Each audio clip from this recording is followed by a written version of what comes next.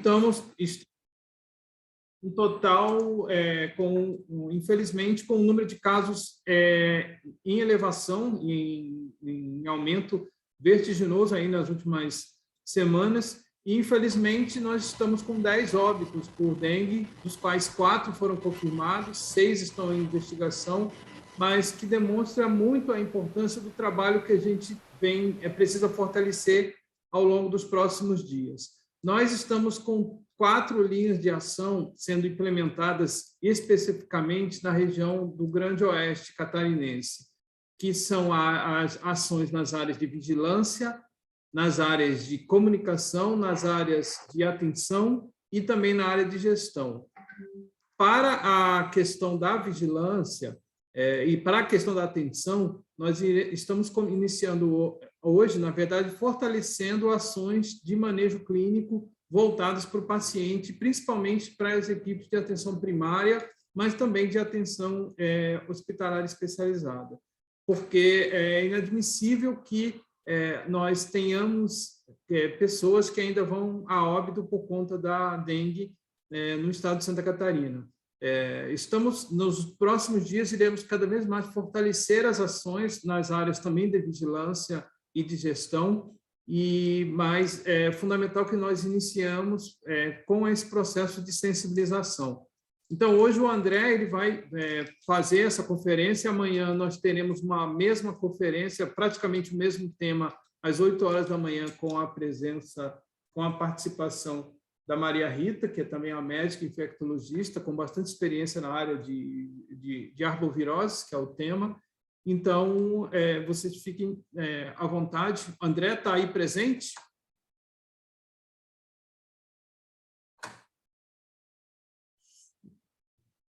Oi, ali eu já vi o André, só o microfone que ainda não.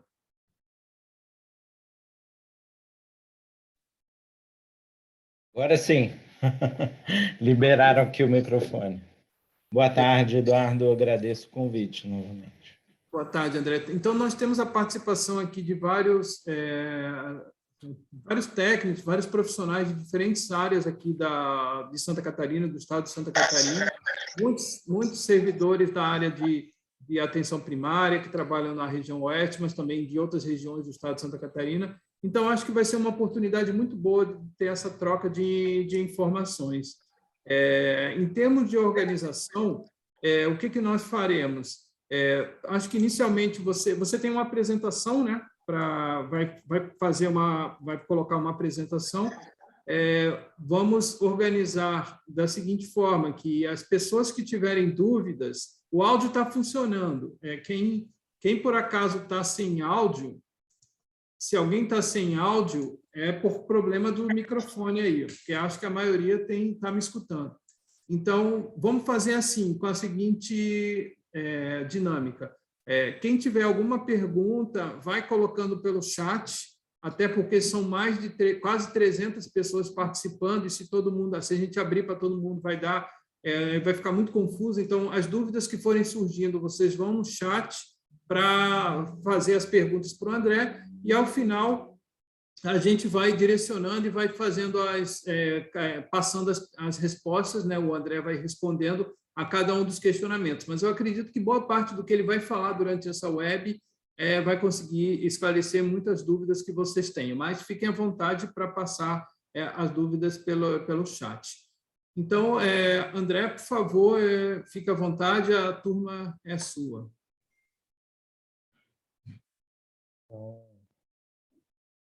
Você primeiro Boa tarde, se apresenta, né? E fique à vontade. Meu nome é André Siqueiro, sou médico infectologista e pesquisador na Fiocruz, no INE, no Instituto Nacional de Infectologia, e consultor nacional para emergências em saúde pública na OPAS. Então, é um prazer.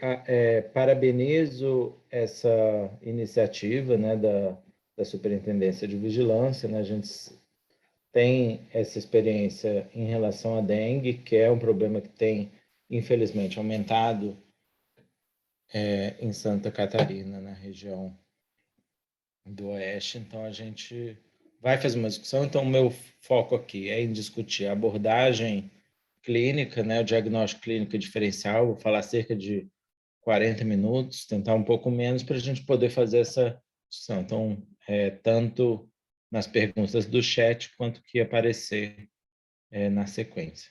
Tá? Todo mundo está vendo meu slide, né? Acho que sim. Sim, estamos vendo. Tá. Então, os arbovírus são vírus transmitidos por vetores artrópodes, né, mosquitos e carrapatos, né, e são mantidos em hospedeiros vertebrados, que são os humanos, né, cerca de 150 vírus desses arbovírus causam doença em humanos, né, os principais arbovírus para a nossa realidade, né? Então, a gente tem diferentes grupos dos flavivírus. A gente tem dengue, zika, febre amarela, também vocês conhecem, dos alfavírus, chikungunya, maiaro, gunyavírus, oropouche, além de outros, né? Então, a gente tem essa lista de mais de 50 vírus de importância médica. O vetor da dengue, zika, chikungunya, são os mosquitos do gênero Aedes, né? Então, Aedes aegypti principalmente em ambiente urbano, mas também o Albopictus em ambiente rural ou nessa interface rural-urbana. Deixa eu só tirar isso. Tá.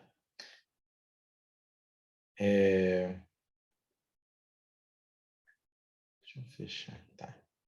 Bom, em relação ao espectro clínico, eu já vou passar para a parte clínica, não vou entrar em muitos detalhes, né? A gente sabe que são 4 sorotipos de vírus dengue, né? E eles não têm uma imunidade esterilizante um contra o outro, né? Então, a pessoa pode ter até 4 episódios de infecção por dengue durante a vida.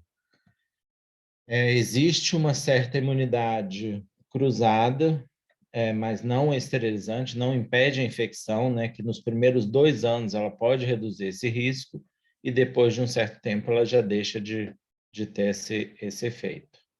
Né? E a gente tem um espectro clínico bastante variado, né? Se estima que cerca de entre 60% e 80% das infecções de dengue são assintomáticas, né? Então, em lugares muito endêmicos, é comum a gente encontrar indivíduos que dizem que nunca tiveram dengue. Quando a gente faz a sorologia, ela é positiva, denotando que elas já foram infectadas, mas não foi nada significativo do ponto de vista clínico. O que a gente chama de dengue clássico, são as manifestações clássicas da dengue, cerca de 20% a 30% das pessoas infectadas, 1% a 2% das pessoas vão ter dengue grave, e os óbitos são eventos raros, e à medida que a gente consegue organizar a assistência, são mais raros ainda.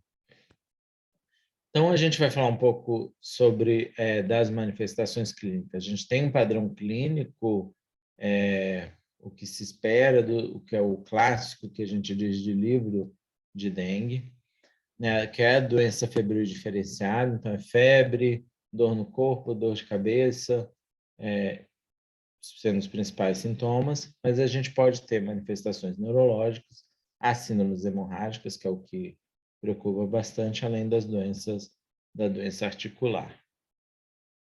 Então, as manifestações clínicas, geralmente elas se iniciam abruptamente e são divididas nas seguintes fases, né? Então, a gente tem uma fase febril, né, dos indivíduos que apresentam sintomas, né? Então, ela tem um início abrupto de febre, a febre geralmente é alta, 39, 40, 41 graus, acompanhada de mialgia, principalmente lombalgia, dor no corpo, a dor de cabeça, né, a cefaleia, ela é muito característica, a dor retroorbitária, uma fotofobia, então a luz incomoda, e a dor realmente dói atrás dos olhos, né, e pode haver ainda manifestações como o exantema, né, que é o racha, e diarreia, né? Então a diarreia não exclui um quadro de dengue. Geralmente esses sintomas vão durar de 2 a 7 dias, algumas pessoas com sintomas mais ou menos intensos.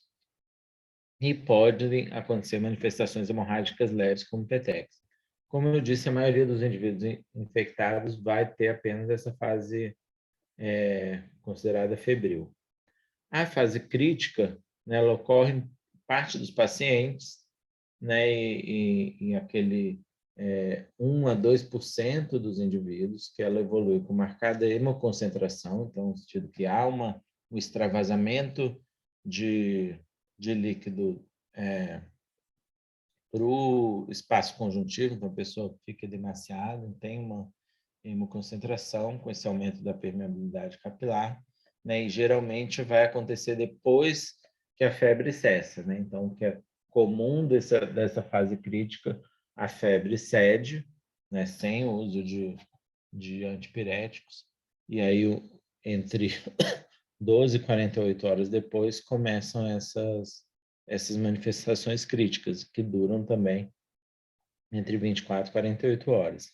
Nessa fase é comum a gente ver os sinais de alarme e de choque, né, como sangramentos e as disfunções de órgão. E a fase de recuperação, né, dos indivíduos que têm a doença, a complicação, depois entram na convalescência, há uma reabsorção do líquido extravascular, né, então ele volta para a corrente sanguínea, né, e há um risco de sobrecarga de volume, né? Então, a gente tem a hidratação muito intensa. Quando o indivíduo passa para essa fase de recuperação, ele vai reabsorver o líquido que está ali no espaço conjuntivo, então é comum o paciente ficar bastante edemaciado, isso vai voltar para a corrente sanguínea, e se a gente não reduz a hidratação, pode ocorrer uma sobrecarga de volume, especialmente em indivíduos cardiopatas. Então, esse é um slide clássico, né? Já é antigo, mas quase todas as aulas de dengue vocês vão ver, e livros também, né? Que são essas fases de evolução da doença, né? Então, a temperatura alta, então, dito esse padrão de febre em corcunda de camelo, né? Então, a gente tem um primeiro momento ali, aquela fase febril, né? E depois, quando há o período de crítico, há um novo pico de febre, mas mais baixo, né? Nesse momento, há a desidratação, né? Um aumento do hematócrito aqui, a partir da fase crítica, uma redução das plaquetas também, né? Que coincidem com a redução da viremia. Então, são esses 3 a 5 dias, né? Isso aqui não é matemático, né? Mas é um esquema só para a gente entender essas diferentes fases que podem vir em diferentes momentos para diferentes indivíduos, né? Mas o que caracteriza que a fase crítica, que é o que a gente fica mais preocupado, essa redução abrupta da temperatura, né? Que a gente fica mais em alerta, os sinais de choque ou sangramento ou disfunção orgânica, o aumento do hematócrito, a redução da plaqueta, né, principalmente. Bom, em relação ao manejo clínico, né, a gente pode colocar que são 5 perguntas básicas que ajudam a gente a definir a abordagem clínica do paciente. O primeiro deles esse é um caso suspeito de dengue, né, e aí é um ponto importante, né? A partir do momento que a gente tem a transmissão estabelecida de dengue em determinado local, ou um indivíduo que tenha vindo do local onde isso acontece, a gente tem que ter dengue como uma suspeita importante.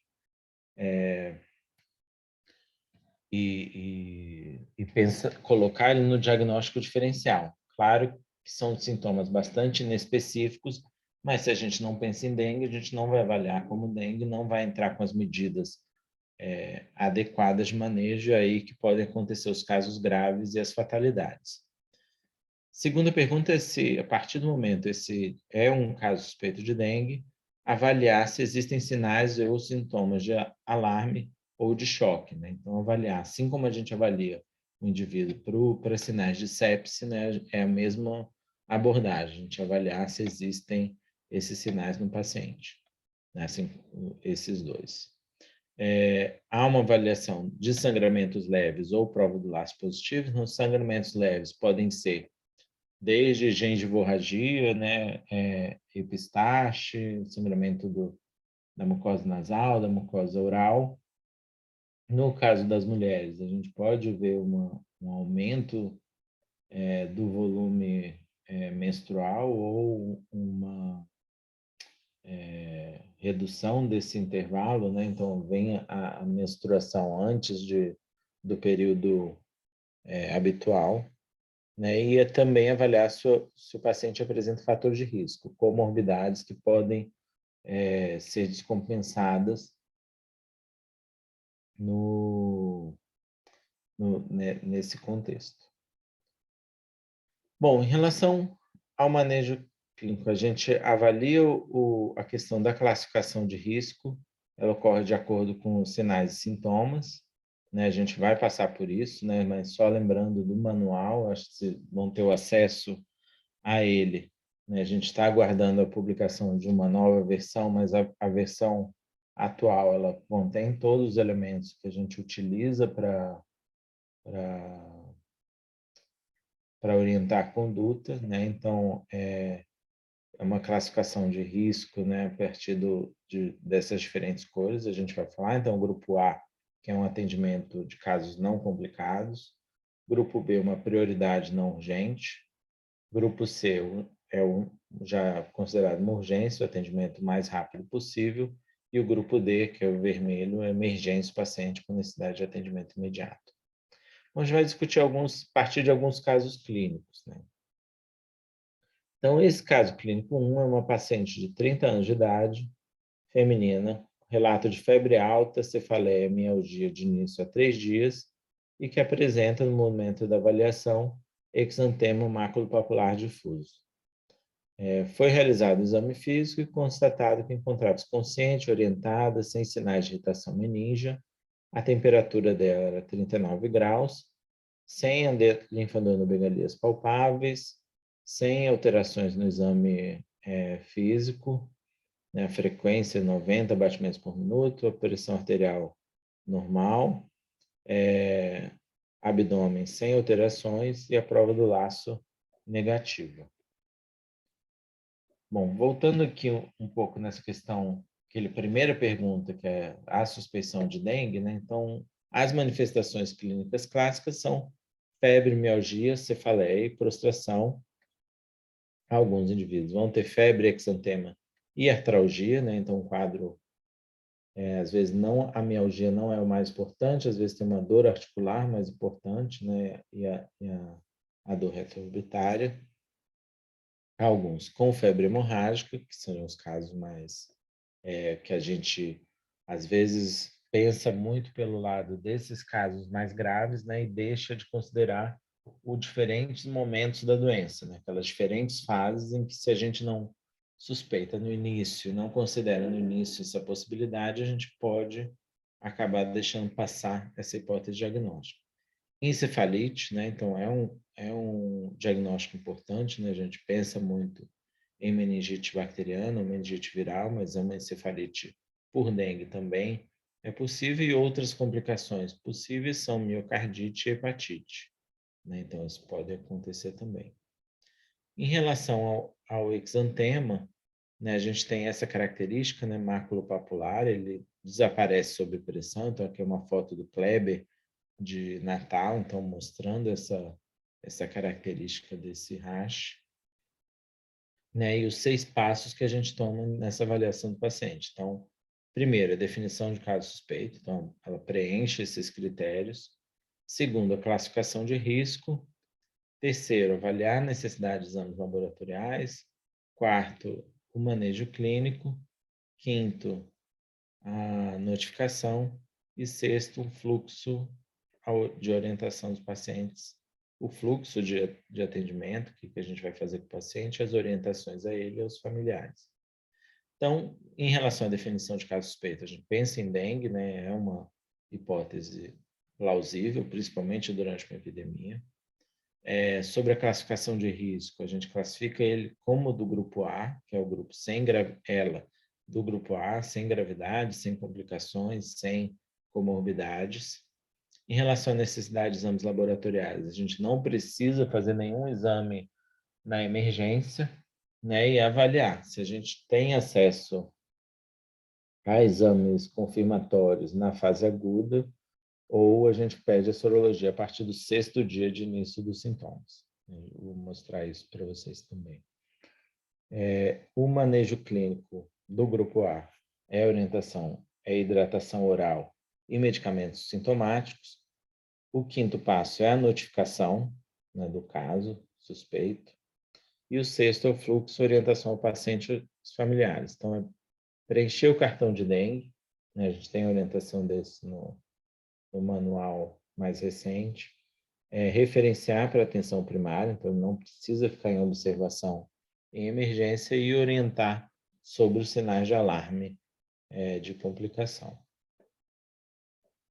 Então, a definição de caso suspeito de dengue, né, é algo bastante... essa definição, ela vem da época de várias epidemias que o Sudeste, Nordeste e Norte passaram, né? Então, é relato de febre com 2 a 7 dias de duração e 2 ou mais das seguintes manifestações concomitantes: náusea, vômito, exantema, mialgia, artralgia, cefaleia, dor retroorbital e petequias. Ou seja, é um critério bastante inespecífico, né? Assim como criança com quadro febril agudo, com 2 a 7 dias de duração e sem foco de infecção aparente, em áreas onde existe transmissão de dengue. É uma definição que foi feita antes da gente enfrentar essa co-circulação de chikungunya e de zika, né? Então, a gente, pelo paciente preencher esse critério, a gente pode considerar outros diagnósticos também, mas principalmente durante uma epidemia, ele deve ser bastante utilizado. Tá. Voltando aqui nessa questão da classificação de risco, né, que eu queria falar um pouco mais, o grupo A é o paciente sem complicações, sem fatores de risco, sem comorbidades, né? Então, uma avaliação clínica, o paciente tem uma prostração, obviamente, da infecção aguda, mas não é preocupante. O paciente do grupo B, aquele que tem fator de risco, clinicamente estável, mas que tem comorbidades como diabetes, hipertensão, e outras que podem ter uma descompensação com a dengue. O grupo C já é o paciente com dengue e sinais de alarme, e o grupo D com os sinais de gravidade. A gente vai passar por isso. Em relação aos exames confirmatórios, aí voltando um pouco naquela história natural sobre da presença do vírus, né? Então, o vírus ele está presente ele é detectado já na corrente sanguínea 2 dias antes do início dos sintomas, é quando ele tem uma multiplicação, uma replicação bastante intensa, e a partir do início dos sintomas, ele vai se manter detectável ali nos primeiros 5 a 7 dias, de uma forma geral. A partir do 6º dia, a gente já começa a ver um aumento da IgM,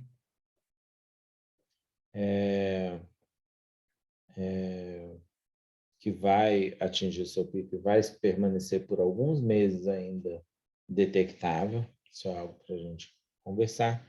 E o IgG começa um pouco mais tardiamente a ser detectável. A gente tem uma outra faixa aqui, não vou entrar muito em detalhes sobre isso. Quando paciente que já teve dengue e é o 2º, o 3º ou 4º episódio de infecção, muitas vezes a IgM pode não aumentar de uma forma significativa, né? Mas a gente vê um aumento dos títulos de IgG, né? Então, por isso que existe aquela orientação de fazer a sorologia depois do 6º dia e, no prazo de 14 dias, repetir essa sorologia para ver se houve um aumento no título. Então, a gente espera um aumento de 4 vezes no título em pacientes que tiveram uma nova infecção aguda que a IgM não vai demonstrar. Então, como alternativas diagnósticas, a gente tem, na fase aguda, até o 5º dia, até o 7º dia, orientando a possibilidade do RT-PCR no sangue ou o teste rápido, que é baseado na detecção de uma proteína que tem na membrana do vírus, que é a NS1. Muitos serviços vão ter esse teste rápido, né? Apesar dele agora tá um pouco mais difícil o fornecimento dele depois da Covid, principalmente.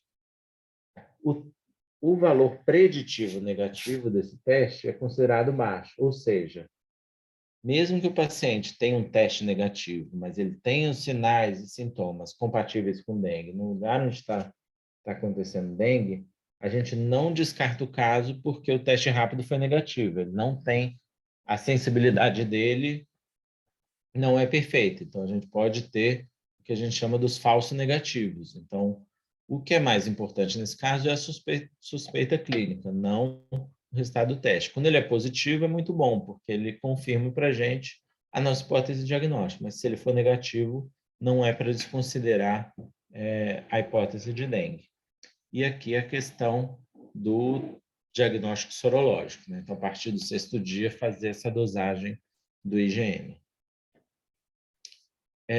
Em relação à prova do laço, né, que não é um teste que todos conhecem, né? Em área de dengue isso é mais difundido, né? Então, é uma manifestação hemorrágica induzida, né? Se o paciente já tem manifestação hemorrágica espontânea, seja gengivorragia, epistaxe, hematomas ou já tem petequias, a gente não tem nenhuma necessidade de fazer a prova do laço. Então, a gente faz nos pacientes do grupo A, né, e grupo B, que se for positivo, eles são reclassificados.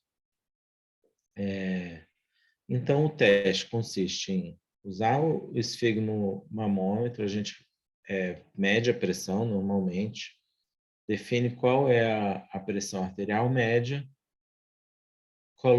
faz desenha um quadrado de 2,5 por 2,5 centímetros no antebraço do paciente e garroteia, né, mantenha o esfigmo com a pressão média por 3 minutos em criança, 5 minutos em adulto. E depois desse tempo a gente vai contar aqui dentro desse quadradinho quantas petequias tem. Em crianças, 10 ou mais petecas é considerado positivo, em adulto, 20 ou mais. Então, essa é a prova do laço que tem essa utilidade em reclassificar os pacientes. Também não é um exame perfeito, há questionamento sobre a sua utilidade, mas a gente segue recomendando. Perdão. No grupo A, né, orientações são para hidratação oral. Então, o que é importante em termos de organização de serviço, organização da assistência em epidemias de dengue?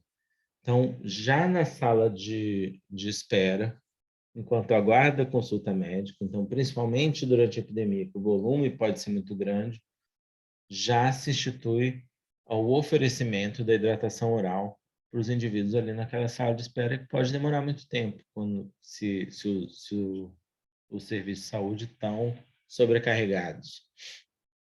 Então, a gente orienta, de uma forma geral, para adultos, 60 ml por quilo por dia, sendo mais intensa no início, né, esse primeiro terço, e para os 2 terços restantes pode ser qualquer líquido, né? Então, água, suco de fruta, água de coco, soro caseiro, chá, né? Não precisa ser nada elaborado, mas é o consumo desses líquidos caseiros, né, adequados à idade, dos hábitos do paciente. Evitar, obviamente, refrigerante e bebidas alcoólicas, né, enfim. Então, o que é importante nessa orientação?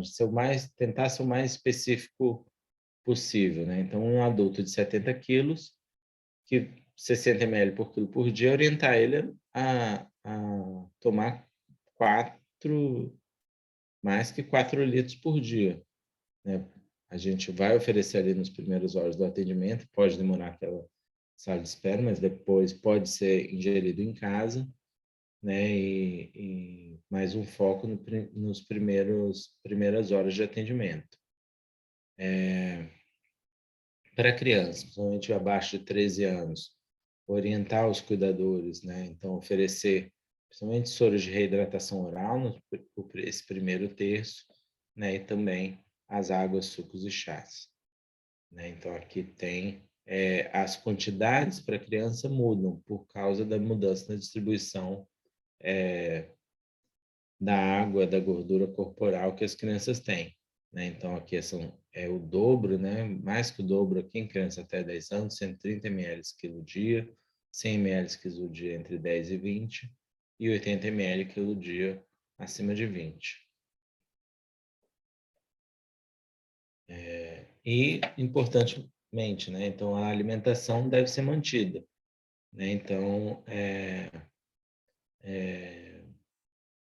claro que o apetite vai estar diminuído, mas então alguma coisa deve ser ingerida, né? E essa hidratação é mantida até 24, 48 horas após a defervescência da febre. Tá certo? Tiverem alguma pergunta sobre isso, vão colocando aí no chat, depois perguntando aqui também quando a gente encerrar. Caso clínico 2, uma paciente de 56 anos, atendida por um médico da UPA, com cefaleia, mialgia e febre, de início a 4 dias. Ela tem insuficiência cardíaca congestiva e faz uso de captopril e propanolol.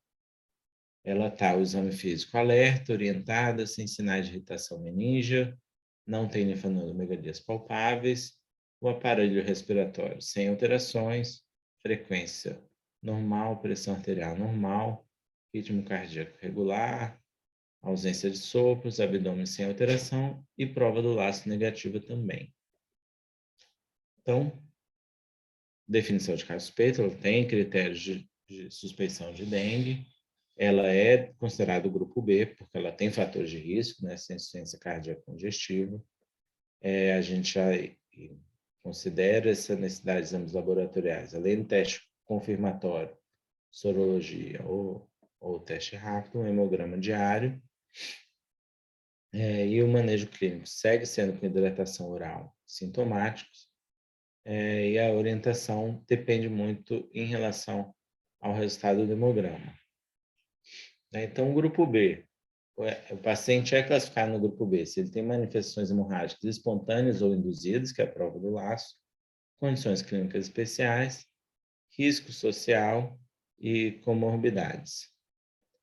E aí, como a gente faz o hemograma desses casos, né? Então, o hematócrito, ele é considerado, o paciente é mantido nesse grupo, né? Se o hematócrito estiver normal, ou um aumento até 10% do normal. Então, o hematócrito, a gente tem as referências, né? Isso é o que a gente considera no Brasil, né? Em outros lugares, obviamente, tem muitas variações. Se a gente tem um exame prévio do paciente, que vai ser incomum, né? A gente pode classificar, mas aqui em homens a gente considera 45%, em mulheres 40% hematócrito, e para crianças as diferentes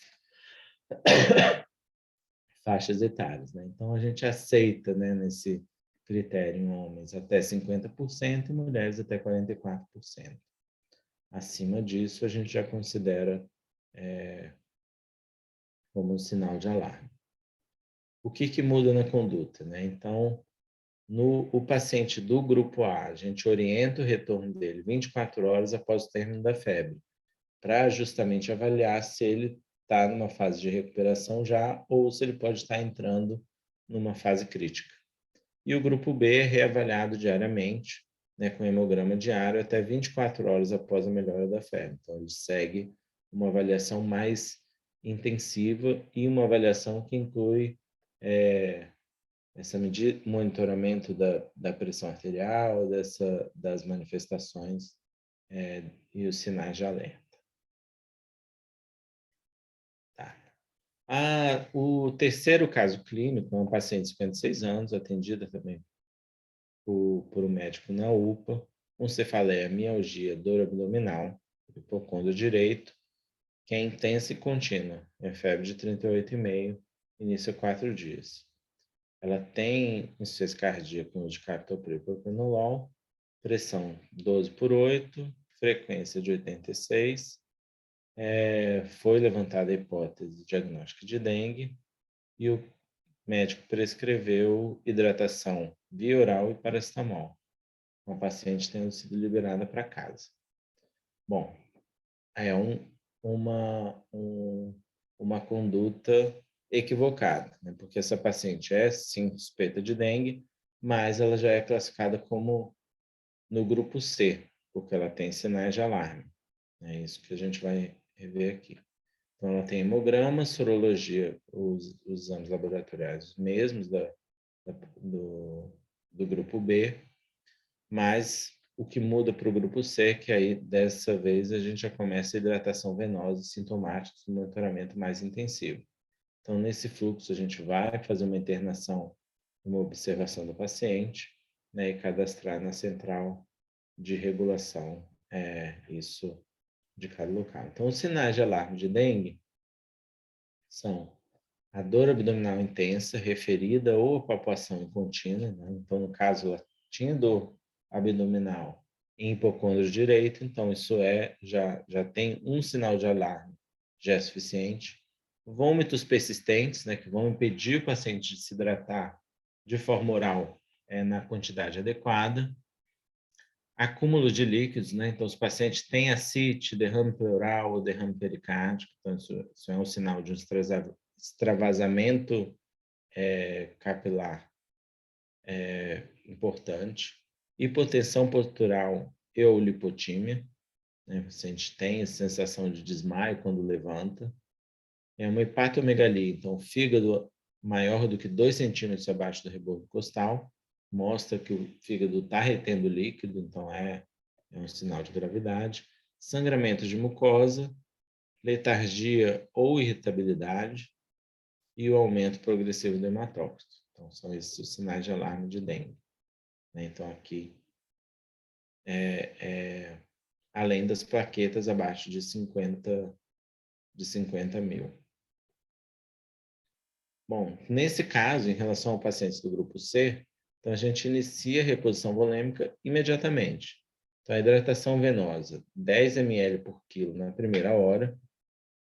A gente faz uma reavaliação clínica, né, com sinais vitais, pressão arterial, diurese, né? Então, a diurese é importante, então, desejável é que o paciente esteja urinando 1 ml por quilo hora, né? Após uma hora, a gente mantém a hidratação de 10 ml quilo hora, na segunda hora, até a avaliação do hematócrito, que deve ocorrer em 2 horas. Então, a gente faz essa hidratação nas primeiras 2 horas e pede um novo hemograma ou um novo hematócrito, se for possível, após essa reposição volêmica. Então, o máximo que a gente dá são 20 ml por quilo em 2 horas, para garantir que essa administração possa ser gradativa e monitorada. Não vai dar essa quantidade toda, que vamos dizer, para um indivíduo de 70 quilos, né? É uma quantidade grande, né? Então, são 700 ml em uma hora, né? Então, pode levar uma sobrecarga. A gente tenta monitorar isso da melhor forma possível. Se houver uma melhora clínica e laboratorial, após essa fase de expansão, a gente inicia a fase de manutenção. Então, são 25 ml por quilo em 6 horas. E se o paciente continua com melhora, queda do hematócrito, paulatina, a gente inicia a segunda fase, que são 25 ml por quilo em 8 horas. Tudo isso com soro fisiológico. E esse paciente vai permanecer em observação por pelo menos 48 horas. Vai manter essa fase de manutenção dessa forma. Então, os exames complementares obrigatórios nesse caso são hemograma completo, dosagem de albumina, glicemia e transaminase, né? A albumina, ela é importante porque no paciente com extravasamento, além do aumento do hematócrito, há uma perda da albumina, que ela é extravasada também para o tecido conjuntivo, e é recomendável fazer exames de imagem, como a radiografia de tórax, né, em PA, perfil Laurel, que é o decúbito lateral, porque isso pode evidenciar além tanto edema pulmonar, mas também o derrame pleural, e ultrassom de abdômen e pélvico para avaliar a CIT, né, a coleção de líquido no abdômen. No caso clínico 4, é um paciente de 32 anos que procura atendimento com febre há 5 dias, associada a cefaleia, mialgia, artralgia, vômitos persistente, dor abdominal contínua. O paciente recebe hidratação endovenosa, analgésico foi reavaliado. No momento da reavaliação, né, 2 horas depois dessa hidratação, ela estava com a pressão arterial de 80 por 60, taquicárdica, né, então 132 batimentos por minuto, e com tempo de enchimento capilar maior do que 2 segundos. Então, essa paciente suspeita de dengue, classificada como grupo D, então já sinais de gravidade por essa hipotensão, por essa redução da pressão arterial. Além dos exames que são feitos, então, além do hemograma, glicemia, albumina, transaminases e outros, né? Então, ela começa a hidratação venosa sintomática, notificada, né? E aí já tem uma indicação de buscar uma vaga de CTI, de UTI para essa paciente, né? Então, quais são os sinais de choque, né? Além da taquicardia, as extremidades frias, né? O pulso fraco e filiforme, enchimento capilar acima de 2 segundos, a pressão arterial convergente, né? Então menor que 20 milímetros de mercúrio entre a sistólica e a diastólica, hipotensão, ataque apneia, oligúria, né? Então a diurese abaixo de 1,5 ml por quilo-hora, hipotensão arterial e cianose numa fase mais tardia, além do acúmulo de líquido em cavidades, né? Então o paciente está muitas vezes edemaciado, inchado, né? E acontecendo dessa forma. Além disso, sangramento grave, né? Que pode ser sangramento intenso de mucosas ou mesmo na pele, notada, e disfunção grave de órgãos, né? Então, aumento de acima de 4 vezes das transaminases, encefalite, miocardite, né? Principalmente esses 3. Então, o que é a conduta para esses pacientes que são classificados no grupo D? Então, iniciar imediatamente a fase de expansão rápida parenteral, inicialmente solução salina isotônica, então são 20 ml por quilo em até 20 minutos, então o paciente já tem choque, então a gente vai ser mais agressivo nessa hidratação. Isso pode ser repetido até 3 vezes, né? Então a gente pode dar até 60 ml por quilo em 1 hora. Esse paciente tem que ser avaliado entre 15 e 30 minutos, o ideal é a gente ficar do lado dele observando e em 2 horas repetir esse hematócrito. Se o choque persiste, a gente tem que avaliar.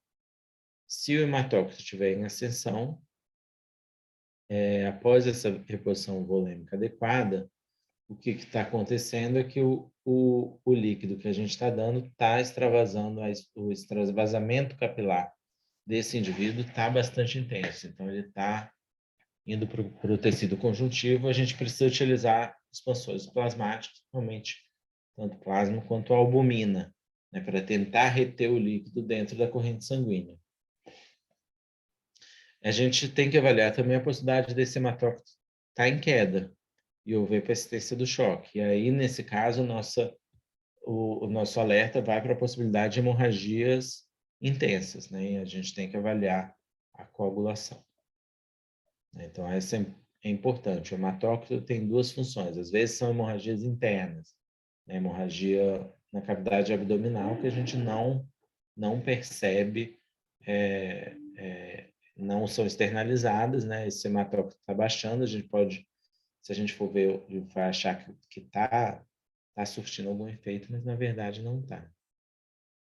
Esse é o algoritmo, né, de classificação. É importante ter esse cartaz, né, se possível, acho que vocês já devem estar trabalhando nisso, nas unidades de saúde, né, de atenção primária e de atenção de emergência, para auxiliar os profissionais na classificação dos pacientes, né? Então, ajuda muito ter isso prontamente ali.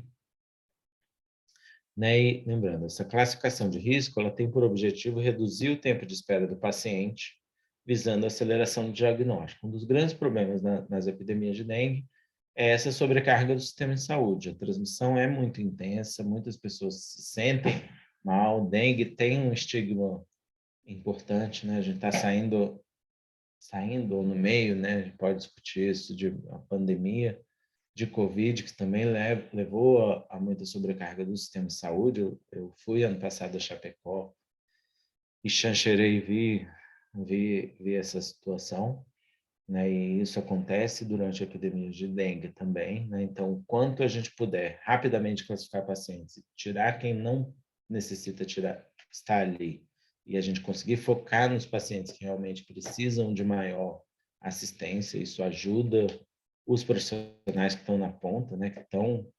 Têm uma dificuldade grande nisso. Então, todas as vezes que o paciente retornar, ele passa de novo por essa reclassificação, porque ele pode mudar de classificação, isso é importante. 3 pontos fundamentais: é pesquisar os sinais de alarme e choque, pesquisar sangramento espontâneo induzidos, né, as comorbidades, situações clínicas especiais ou risco social. Pode ser um paciente que tenha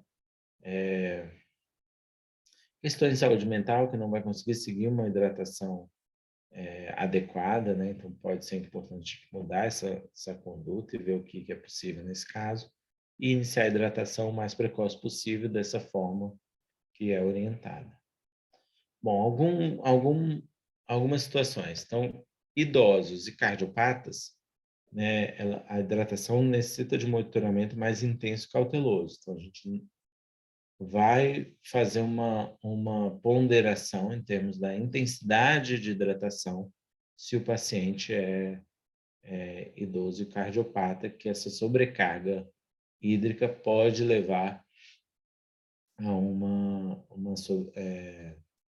a edema de pulmão e outras alterações, né? Principalmente naquela fase de recuperação, então, quando o líquido volta para a corrente sanguínea.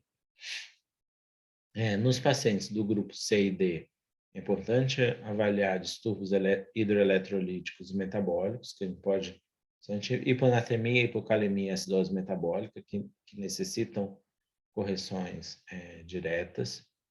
Distúrbios de coagulação, né? Então, principalmente avaliar na presença de hemorragia, transfundir concentrado de hemácias, a gente pode fazer isso até 10 a 15 ml por quilo dia, então essa é uma avaliação de choque.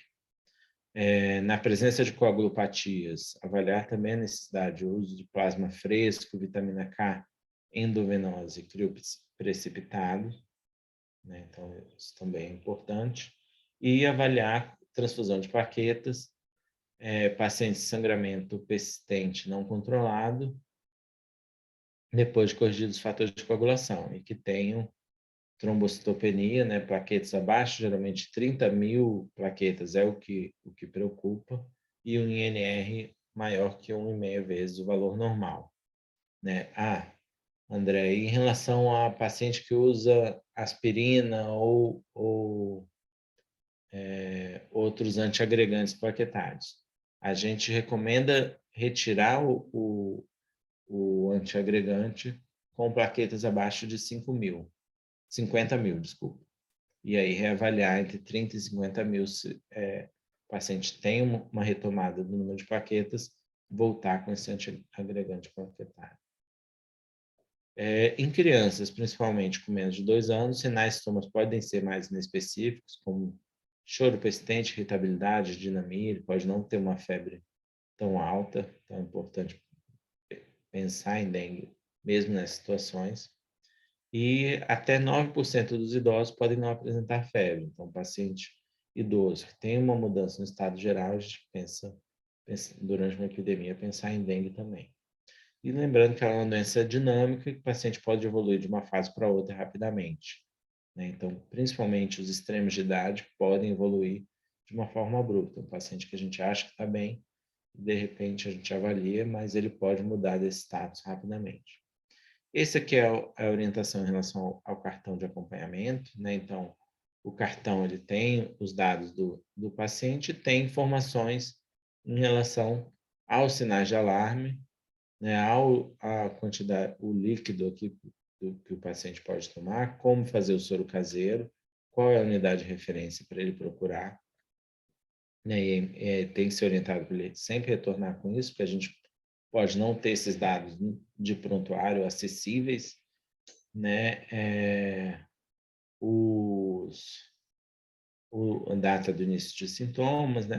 Essas avaliações diárias, né? Então, os pacientes que estão, principalmente em grupo A e grupo B, né? Então, os exames adicionais que são feitos, né? Quais são os resultados dos exames laboratoriais, para que o próximo profissional possa atender ele de uma forma mais focada e mais rápida.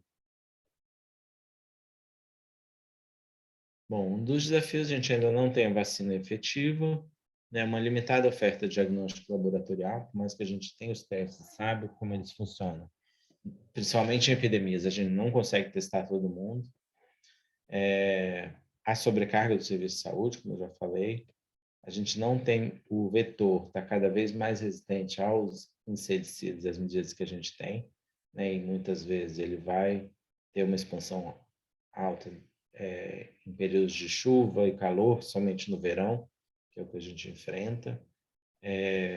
São necessários a gente ter esse plano de contingência e reorganizar esses fluxos da saúde, e o treinamento frequente das equipes ajuda muito nisso.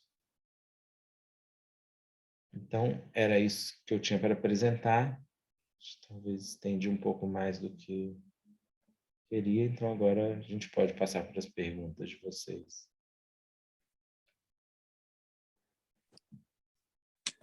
André, acho que primeiro eu queria agradecer, né, a tua apresentação, acho que esclareceu vários pontos. Acho que você trouxe algumas coisas importantes que a gente está vendo aqui em Santa Catarina mesmo, né, essa questão da sobrecarga dos serviços de saúde, né, realmente é muito explosivo. O que a gente tem visto aqui, os casos estão duplicando a cada semana, ou até mesmo triplicando, e o que tem gerado uma demanda muito grande, né, especialmente para as unidades básicas de saúde. E isso realmente nos traz uma preocupação, e até pelo número de óbitos que agora a gente começa a ver. E acho que ele também destacou, né, a questão da importância de seguir, de classificar os pacientes já no primeiro atendimento, e, claro, a gente conseguir fazer o acompanhamento desses pacientes, né? Acho que você destacou a questão do cartão de acompanhamento.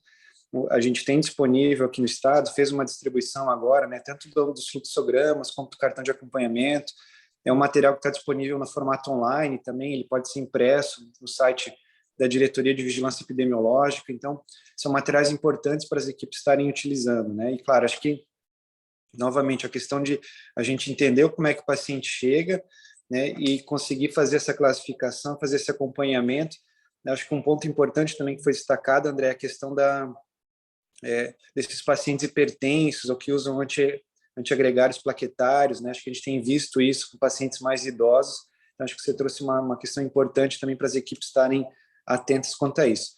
Tem algumas perguntas aqui no chat, acho que a gente pode, eu vou te passando, aí a gente pode falar um pouco sobre elas, né? Mas eu perdi, eu acabei caindo ao longo da vídeo, então se eu não olhar todas as perguntas em caminho de volta, mas uma delas era, pediram para você comentar um pouco a questão da similaridade, né, entre a dengue e a Covid, então você acaba tendo essa confusão, e como é que se poderia falar um pouquinho mais dos diagnósticos diferenciais? Excelente, excelente questão, né? Então, de fato, é um desafio que a gente tem. A gente acabou, durante a pandemia de Covid, pensando só em Covid e não pensando nas outras doenças. Então, existem muitas semelhanças. Então, a gente vê pacientes com Covid, com febre, mialgia, dor de cabeça, sem sintomas respiratórios tão intensos. A gente passou, eu ano passado tive essa experiência de estar no Acre durante uma co-circulação importante de Covid e dengue, né? Por sorte, né? Agora a gente tem, e outras medidas, vacina principalmente, né? A gente tem uma redução do número de casos de Covid no momento, mas de fato é um desafio, né? Pensar em Covid e dengue, assim como pensar em outros diagnósticos, né? Então, qual é um dos grandes problemas que a gente tem durante as epidemias? E no Rio, a gente passa por isso durante as epidemias que foram enfrentadas. É uma certa vício ali dos profissionais, de tanto, e também uma sobrecarga, obviamente, né? E aí pensar só naquela doença que está causando a epidemia, né? Então, pensar só em dengue e deixar passar alguns diagnósticos, né? Então, avaliar a possibilidade de ser um quadro séptico, né? Então, mesmo que seja durante a epidemia de dengue, a gente vê casos, eventualmente, de meningite, de pneumonia, né? De outras alterações. A gente lembrar, dependendo da epidemiologia local, casos de leptospirose, de outras doenças virais, né? Influenza, que seja, são bastante semelhantes, então devem ser considerados, né?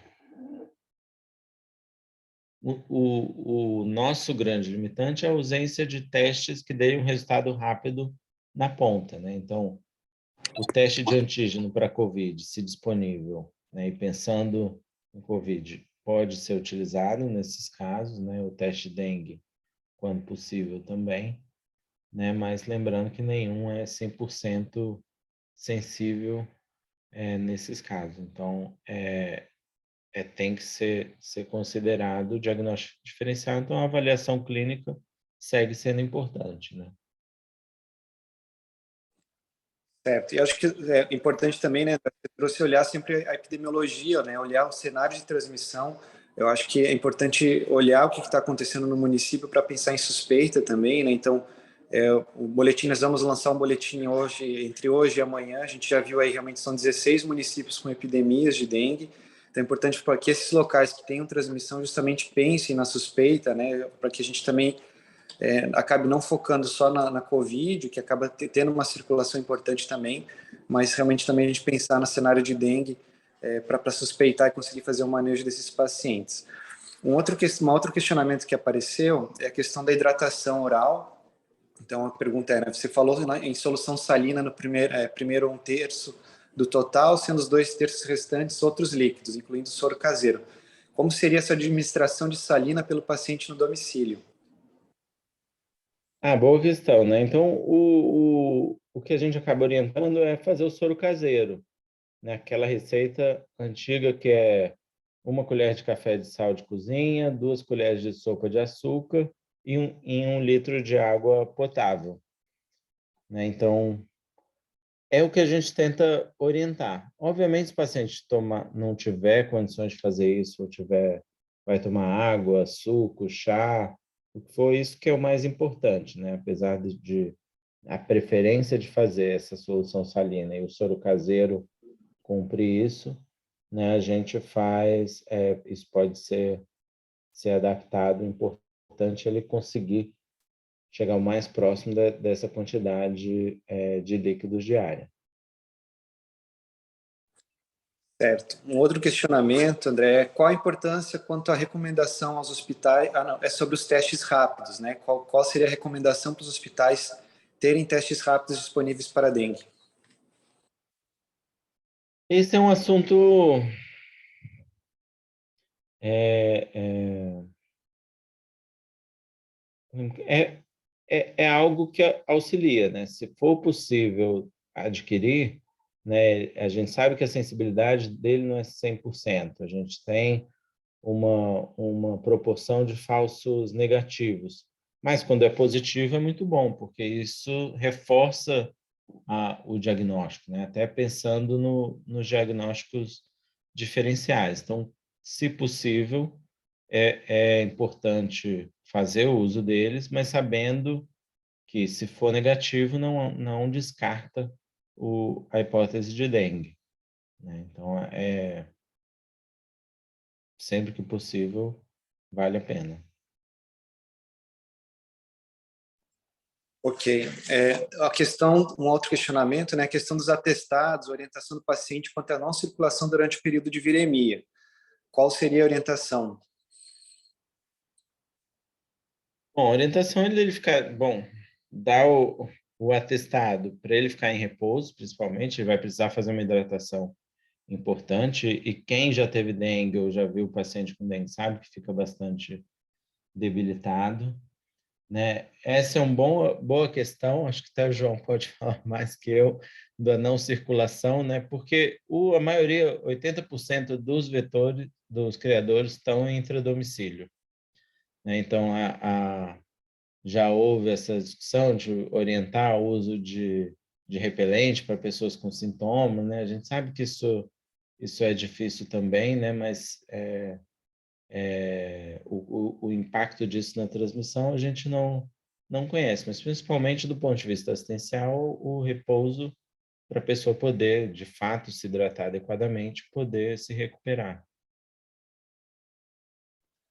E acho que pensando na questão vetorial mesmo, né, talvez uma orientação importante é a questão do uso do repelente, né, porque justamente você tem um paciente num período de viremia, que vai do primeiro dia antes do início dos sintomas até o quinto dia, então ele acaba sendo fonte de infecção, né, então acho que é importante que esses pacientes que estão com suspeita de dengue sejam orientados a utilizar repelente para que evitarem de ser uma fonte de infecção. Então, acho que além do repouso, que é importante, até porque é um paciente que acaba ficando debilitado, né, André? Acho que a questão da febre acaba debilitando bastante, então a orientação do repouso e da hidratação, mas eu acho que é válida a orientação do uso do repelente nesses momentos para a gente evitar realmente que você tenha mosquitos picando esse paciente e acabando possibilitando a transmissão da doença também. Tem mais 2 questionamentos aqui. Acho que o último para até que dia dos sintomas falaram o período de viremia vai um dia antes do início dos sintomas até o quinto dia, tá? Então acho que já responde esse próximo questionamento, tá aqui, que é esse período que a gente tem de viremia onde o mosquito pode, ao picar, se infectar. É um questionamento mais sobre exames laboratoriais, então é frequente que pacientes com NS1 positivo têm toda uma clínica compatível para dengue, mas acabam tendo sorologia e IgM negativa. E aí, como classificar o caso?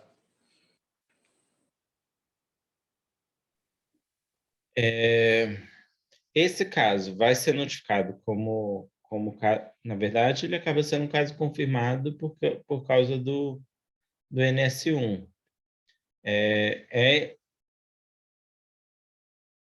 É raro essa situação. A gente costuma ver do IgM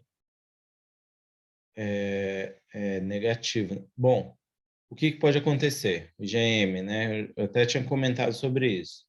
Se o paciente já teve dengue anteriormente, né? Apesar de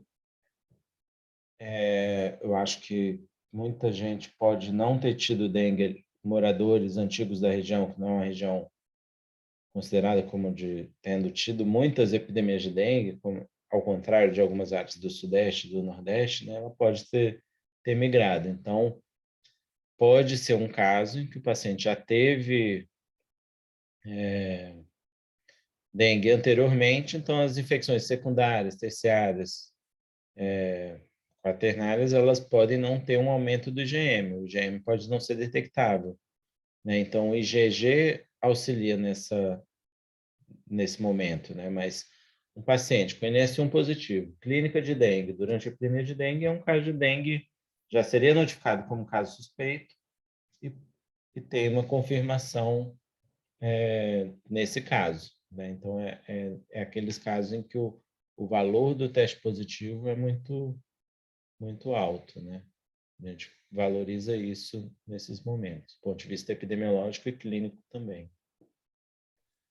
E eu acho que a gente vê também, André, é o contrário, né? A gente acaba vendo alguns pacientes que são NS1 não negativos e que depois acabam soroconvertendo, né? E isso pode acontecer pela questão até do NS1 não ser tão sensível para alguns sorotipos, como é o sorotipo D2. Então, se vocês olharem até o próprio manual, o guia de vigilância epidemiológica orienta isso, né? Que o paciente que tem clínica compatível e acaba tendo NS1 não reagente, a orientação seria uma coleta para fazer a sorologia, para a gente ver anticorpos, ou dependendo até de uma área que já tem transmissão estabelecida, a gente pode até pensar no critério clínico epidemiológico, né? Porque como o André falou também, a gente acaba, numa epidemia de dengue, a demanda é muito grande por exames laboratoriais, então você acaba não conseguindo confirmar todo mundo pelo critério laboratorial, mas a gente pode adotar o clínico epidemiológico nessas áreas com transmissão estabelecida.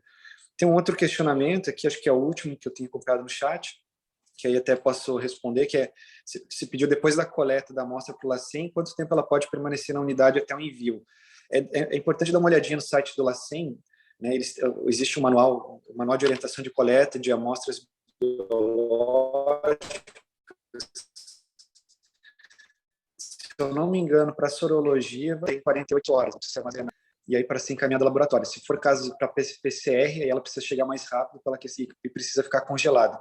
Então, é importante dar uma olhadinha no site do LACEN, né? Que aí lá tem um manual certinho, vocês têm exatamente qual é o período que a gente tem entre a coleta e o tempo recomendado para a chegada no laboratório.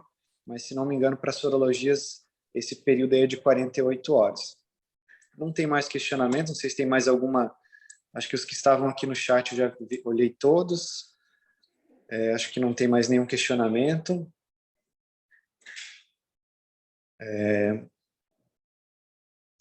Acho que já foi, né? Acho que esse a gente já perguntaram novamente qual a importância e quando é recomendado os hospitais terem teste rápido para dengue. Acho que o André já comentou um pouco sobre isso, né? Que acho que vocês querem falar de novo, André? Do teste rápido? Sobre o teste rápido? Pergunta assim, qual a importância e quando é recomendado os hospitais terem teste rápido para dengue? Bom, é o que eu falei ali anteriormente, né? Então, a importância é que é um método diagnóstico, como foi colocado, né? A gente tem que considerar os diagnósticos diferenciais. O paciente tem uma doença, a maioria dos pacientes vão ter uma doença febril inespecífica, né? Então, podem ser várias causas, né? Durante a epidemia de dengue, a gente vai pensar em dengue, priorizar dengue, mas tem as outras causas também. E sendo positivo, isso reforça a hipótese e ajuda nessa orientação. Né? Então, sempre que possível, acho que é importante e é recomendado a utilização dos casos suspeitos. Ótimo. Falando só, eu já verifiquei o manual do LACEN, então, para amostras que são coletadas para sorologia, no caso NS1, né? O NS1 ela pode ser mantida em refrigeração até 5 dias, de 2 a 8 graus, e para questão, e a mesma coisa para sorologia, IgM, IgG, e para PCR, então ela pode ser mantida em até 24 horas para ser encaminhada ao LACEN. Então, acho que responde também o questionamento que foi feito. E aí tem um outro questionamento que aí eu posso responder, né, que é se é interesse do Estado em utilizar os testes rápidos como estratégia e, nesse caso, se eles vão ser disponibilizados aos municípios. Acho que é importante a gente lembrar, né, que o manejo clínico da doença se faz na suspeição, né? Acho que o teste rápido ele é muito mais ele é um teste que pode ser utilizado mais pensando mesmo em triagem, então é importante para essas unidades, hospitais, UPAs, que pensando que você tem circulação de outras doenças, mas ele não é um teste que é utilizado para confirmação de diagnóstico, né? Você tem aí outros testes que são utilizados e aí o Estado já oferta, por exemplo, NS1, sorologias IgM, já oferta o PCR, né? Inclusive com a sorotipagem. Então, nesse momento, a gente não vai fazer aquisição dos testes rápidos, considerando que a gente já tem diagnósticos disponíveis pelo LACEN, inclusive com o LACEN ampliando a sua capacidade, né, para conseguir fazer esses diagnósticos laboratoriais. Aí acho que vale realmente o interesse de cada unidade de fazer a aquisição desses testes, pensando numa possibilidade de dar um encaminhamento mais rápido, né? Mas lembrando, acho que todo o manejo clínico e a classificação se dá na suspeita, né? O paciente chega na unidade de saúde, a gente já faz como o André trouxe, as classificações, já inicia o manejo clínico e não fica esperando o resultado para iniciar todas essas ações. Acho que esses eram os questionamentos que a gente tinha, até para a gente não se alongar muito, né? Acho que teve várias pessoas perguntaram se vai ficar disponível, então vai, né? Assim que terminar a vídeo, depois vai ser gerado o link, vai ficar disponível no YouTube do COSEMES para a gente estar acessando essas informações, vai estar disponível para todo mundo acessar e até divulgar, se for necessário. Eu queria agradecer, André, pela tua participação e disponibilidade. Acho que o André se dispôs rapidamente, né? Conversamos ontem, hoje já estamos aí realizando a primeira capacitação, a segunda amanhã, então queria te agradecer mais uma vez por estar disponível e estar aqui conversando com a gente. Agradeço também ao COSEMES, né, que nos cedeu o Zoom, ele sempre gentilmente nos cede o Zoom, faz todo o apoio técnico, divulgou para os municípios, acho que a gente teve aí, em alguns momentos quase 300 pessoas conectadas, isso é muito importante para nós. E aí, lembrando também para quem, até para que as pessoas possam passar, mas amanhã de manhã, então, às 8 horas, a gente tem novamente uma capacitação. Amanhã não é com o André, mas também com uma médica infectologista, Maria Rita, então que a gente também vai estar, para quem não conseguiu participar hoje, amanhã a gente tem esse segundo horário para estar realizando mais uma conversa, pensando em manejo clínico de dengue, diagnóstico diferencial e na questão da hidratação dos pacientes, que é tão importante. Então, André, obrigado mais uma vez. Se quiser fazer uma fala final, e aí a gente pode encerrar essa capacitação. Bom, eu agradeço o convite novamente, mas, na verdade, a nossa contribuição, né, a OPAS apoia essas ações, a gente está disponível para auxiliar, a gente sabe das dificuldades desse manejo da epidemia de dengue, de organizações de serviço, então podem contar com a gente para o que for necessário, parabenizar os esforços, e com certeza foi muito bom. Acho que rapidamente, né, tanta gente participando demonstra, né, o compromisso e a qualidade do corpo técnico assistencial e de vigilância do Estado, né, dos municípios, que com certeza vai impactar nessa melhoria, nesse combate adequado. Contem com a gente. Obrigado. Obrigado mais uma vez. Então, uma boa tarde a todos.